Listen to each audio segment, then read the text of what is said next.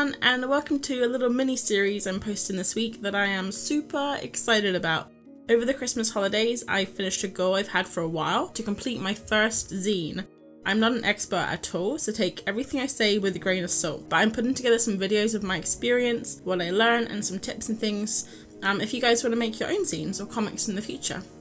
But what is a zine? I'm sure you guys know or have heard of a zine. They're really popular right now, but just in case, it's a small magazine or booklet which are self-published, and they can be about any subject or topic. They can be stories or comics, pages of photography, or collections of art. So obviously the first thing you want to do is to decide what your zine will be about. I'm fairly new to zines, but I do have a few from some of my favourite artists, and I thought I'd just show you them as examples of zines. So the first ones I have are from Frenerd. I have most of her zines, I think I have all of them. So there's these ones here that are kind of your regular zine size, kind of like a little small booklet, and then she has a little one here. I think this was one of her first ones she did. And then another artist is Baiban, who's very different style, but I also love her work. And she has these mini zines here, which are really fun.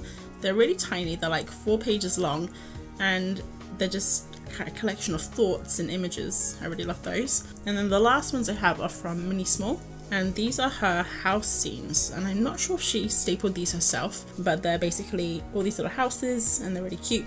And they're also in this different format that you don't really see in zines, so that was nice as well. So my zine will be a collection of all my Inktober pieces from last year, where I followed the theme of endangered animals. You may have seen some videos or images on Instagram, so I'm going to pop them together. So Inktober was like the first time I ever had a collection of finished pieces, and I'm not happy with all of them. There's a few that I really don't like, but I thought it would be the perfect opportunity to like practice zine making and hopefully make some sweet moolah to give to the WWF, because all proceeds go to charity. So after you've collected your art, your photos, or your stories, the next thing to think about is making your zine.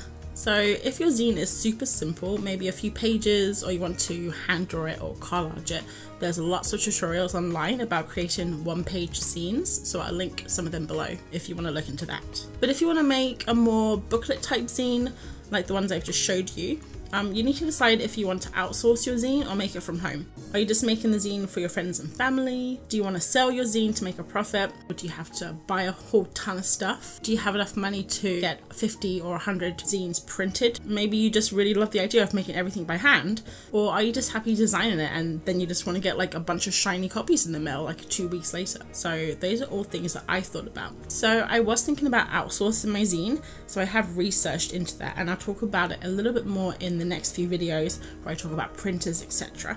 But I wanted to be super crazy in the end and do it myself, so I'm going to DIY it.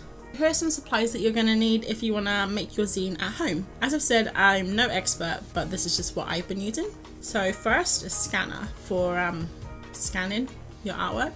Unless of course you do it digitally, in which case you won't need a scanner. I'm sure that if you have like a really nice smartphone or camera and good lighting, you could also take some really nice photos of your art. But I personally live in a cave and I have a 2-year-old Android that's basically a paperweight. So I brought this scanner a while back and I really like it. It's a Canon Glide 220, and Teo from Parker Blogs does a really good review on this, so I'll link that below if you are looking for a scanner. So the next big thing you're going to want is a printer.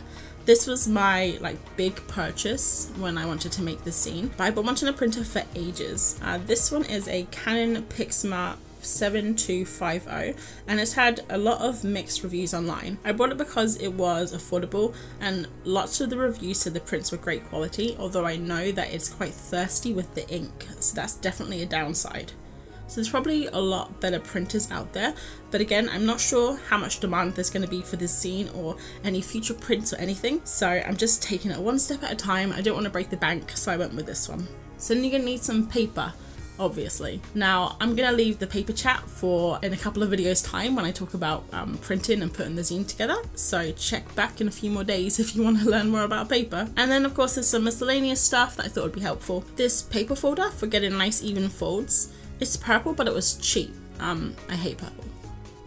And this long ass stapler, which looks like it could kill a man, but it is very effective for stapling. I'm also going to use a craft knife for trimming the page. I'm sure like a professional guillotine would be more effective, but again, I'm trying to save pennies. So craft knife all the way. That's all for this video. Just a quick overview of prepping and planning for your zine, I guess.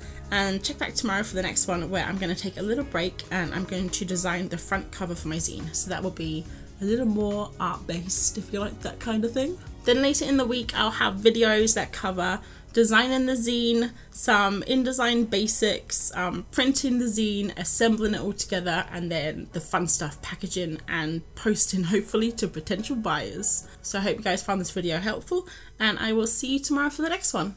Thanks for watching. Bye!